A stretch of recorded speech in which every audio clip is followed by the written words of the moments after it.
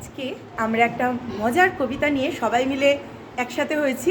Class 5-এর সমস্ত মেয়েরা রয়েছে। এখন আমরা পড়ব কোন কবিতাটা? দারোগা বাবু এবং কে লিখেছেন? কবি ভবানীপ্রসাদ মজুমদার। তাহলে শুরু করি আমি। থানায় গিয়ে সেদিন ভোরে বললে কেঁদেই হাবু,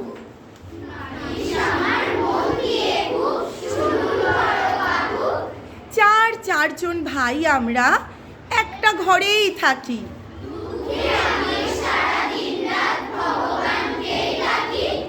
বড়দা ঘরে 7টা বেড়াল পোষেন, ছোট বড়।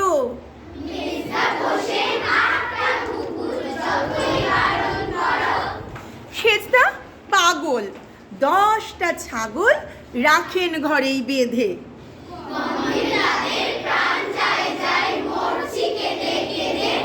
দারোগা বাবু বললে, হাবু তোমরা কি সব ভুলো?